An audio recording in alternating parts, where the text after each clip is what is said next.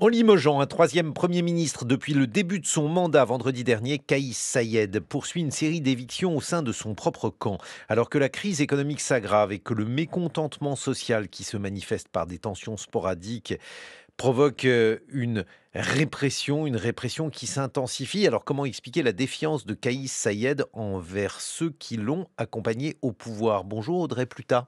Bonjour. Vous êtes politiste, spécialiste de la Tunisie et chercheuse à l'IRSEM. Cela faisait 8 mois qu'il avait été nommé ce Premier ministre Kamel Madouri. Quel regard portez-vous sur cet homme? Qui était-il? Oui, alors Kamel Madouri était un profil finalement assez similaire au Premier ministre précédent, hein, donc un technocrate sans affiliation partisane connue ou du moins affirmée. Il était diplômé de l'ENA de Tunis, a dirigé la Caisse nationale d'assurance maladie, puis a été ministre des Affaires sociales. Et ce dernier détail est important puisqu'il a été nommé notamment pour mener une politique d'État social voulue par le président Kais Saied. Après, ceci dit, cette destitution, si elle a pris tout le monde de court, ou du moins pour quiconque voudrait en expliquer les raisons, elle ne surprend pas, hein. En réalité, vous l'avez mentionné, mais depuis le 25 juillet 2021, la Tunisie a connu 4 chefs de gouvernement qui se sont succédés. Ce qui Chaque est, fois, ce qui est vraiment beaucoup. oui, ce qui est vraiment beaucoup. Chaque destitution s'est faite sans raison officielle. Alors aujourd'hui, non pas aujourd'hui, vendredi dernier, le président tunisien Kais Saied a communiqué à l'occasion d'un Conseil national de sécurité, qui est un conseil qui rassemble des membres du gouvernement, mais aussi des responsables sécuritaires, où il évoque le poids des lobbies qui seraient responsables des difficultés actuelles en Tunisie et qui Qu'est-ce que ça veut seraient dire poids des lobbies?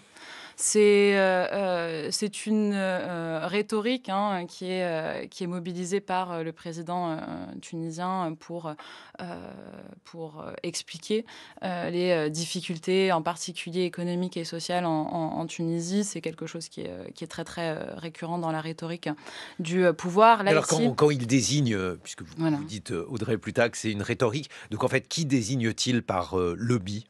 Alors là, vendredi dernier, en l'occurrence, il fait référence ce qui a été érigé comme un complot, le complot contre la sûreté de l'État, où il s'étonne d'ailleurs dans cette même réunion du Conseil national de sécurité, où il fait un lien en fait entre des immolations qui ont eu lieu début février. Il y a eu plusieurs immolations, en particulier à Sousse, où un jeune homme s'est immolé dans un commissariat et ça a été filmé et rediffusé sur les réseaux sociaux. Donc ça a forcément fait choquer, hein, l'opinion publique.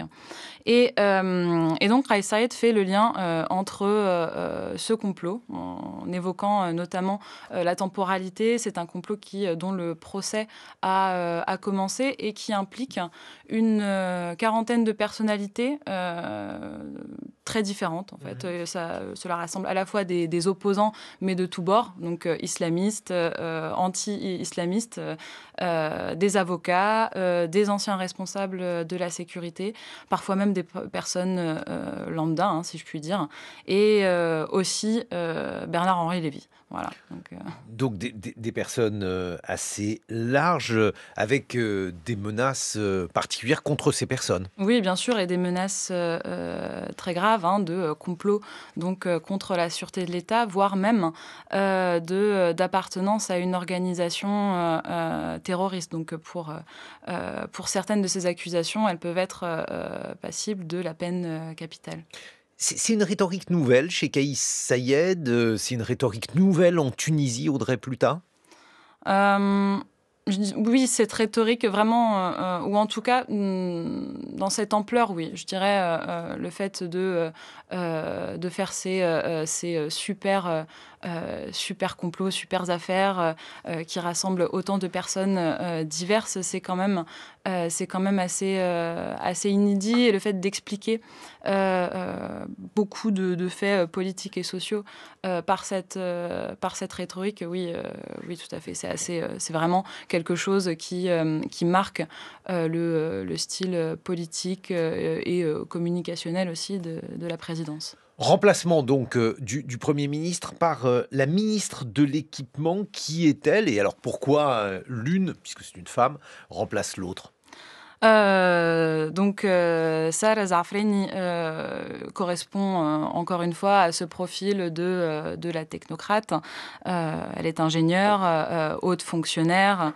Elle a été ministère de l'Équipement. Et là, encore une fois, c'est quelque chose qui marque ces derniers premiers et premières ministres. Elle est polyglotte, multidiplômée, donc des personnes très, très qualifiées. Ce qu'on peut noter, c'est que avant ce limogeage de Kamel Maddouri et la nomination de Sarah Zaafreni, Kais Saïed avait multiplié les signes de mécontentement, en réalité, à l'égard de son gouvernement. Il avait également destitué en février Sihem Bourdiri, la ministre des Finances, de manière assez fracassante. Et là encore, il y a une communication du pouvoir qui est particulièrement intéressante. Il s'était présenté et a été filmé au siège de son ministère, du ministère des Finances, et avait réellement pris de court l'ancienne plutôt ministre des Finances, et lui avait demandé ce qu'il était advenu de la restitution des biens spoliés. Les biens spoliés, ce sont les biens qui ont été, qui doivent être restitués entre guillemets à la Tunisie, qui appartenaient en particulier au clan de l'ancien président Ben Ali. Oui, donc on voit qu'on a affaire à un certain nombre d'obsessions et de manœuvres, alors que le pays va assez mal, Audrey Ploutard. Oui, mais entre guillemets, c'est lié puisque, encore une fois, Kais Saied explique ses difficultés économiques et il voit aussi une solution dans justement le recouvrement de ces biens spoliés dont il espère pouvoir récupérer environ 14 milliards de dinars. Après, il est vrai que si le pays économiquement est dans une situation particulièrement difficile qui se répercute sur les ménages en particulier et les petites et moyennes entreprises. L'inflation cumulée entre 2019 et 2024 est de l'ordre de 40%, donc c'est énorme. Le pouvoir d'achat des ménages en est vraiment réduit. Et il y a aussi des problèmes d'approvisionnement, notamment en matières premières, des problèmes d'importation, notamment de blé, de sucre, d'huile, etc. Et, Pourquoi y a-t-il ce type de problème d'approvisionnement? Il y a eu une politique extrêmement large de distribution de denrées du gouvernement avec des effets pervers importants, Audrey Ploutard. c'est pas ce que je dirais. Je dirais plutôt que la Tunisie fait actuellement face à des liquidités vraiment en nombre trop peu important. Et justement, cela complique le financement des importations. Ce qu'il faut noter également, c'est que Kais Saied a fait le choix de rompre le cycle de négociation avec le Fonds monétaire international. Notamment, il a refusé cette injonction qui était faite par le FMI de lever les subventions. En Tunisie, c'est une question sociale qui est très importante. Dans les années 80, et notamment en 1983 à 1984, quand le président de l'époque, Habib Bourguiba, avait levé les subventions, notamment du pain, cela avait donné lieu à d'importantes manifestations connues aujourd'hui sous l'appellation d'émeute du pain. Donc c'est aussi donc finalement, Kais Ah oui, Saïed, c'est ce qu'il a en tête ou c'est ce qu'il bien redoute? sûr, et c'est ce qu'il le dit en fait, hein. C'est ce qu'il dit quand il parle des négociations avec le FMI et de cette conditionnalité, hein, du prêt du FMI. Il le dit clairement que c'est des mesures qui menaceraient la paix sociale. Ceci dit, pour continuer à financer ces subventions, il y a eu aussi le pendant, c'est cette incapacité finalement à assurer un approvisionnement continu des matières premières. Bon, alors on l'a compris, Audrey, plus tard, il agite le risque ou la crainte donc d'un coup d'État ou d'un complot contre l'État. Et est-ce que d'après vous, ce complot ou ce risque existe? S'agit-il uniquement d'une invention, de son imagination, je ne sais pas, de sa paranoïa?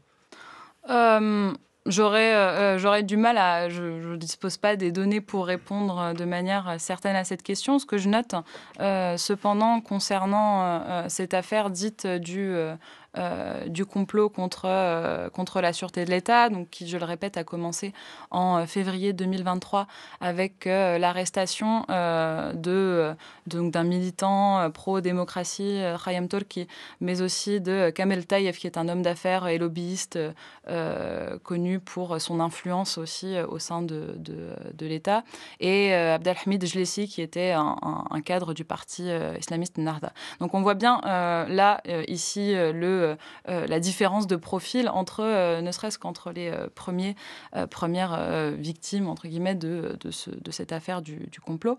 Ils sont accusés de liens avec des diplomates étrangers, dont donc français, américains, italiens, etc.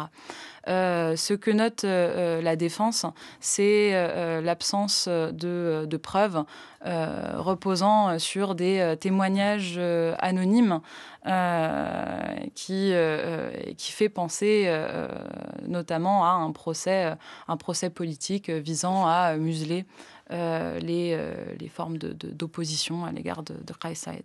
Bon, quel est l'avenir proche de la Tunisie dans les semaines qui viennent, Audrey, plus tard, maintenant qu'il y a une nouvelle première ministre qui sera peut-être limogée d'ailleurs dans quelques mois? Eh bien, je pense que ce qui sera intéressant à suivre, c'est l'évolution de cette question économique et sociale, puisque le président Kais Saïed a fait preuve d'une hyperactivité, si je puis dire, sur la question, et notamment en matière légale. Il a poussé pour qu'il y ait une loi visant à assouplir les sanctions en cas de chèques sans provision, ce qui est central en fait dans l'économie tunisienne, puisque pour beaucoup de ménages et de PME, le fait d'émettre des chèques post-datés permet d'échelonner les achats. Et une réforme du code du travail aussi. Voilà. Donc, deux réformes importantes. Merci beaucoup, Merci. Audrey Pluta. Je rappelle que vous êtes politiste et chercheuse à l'IRSEM.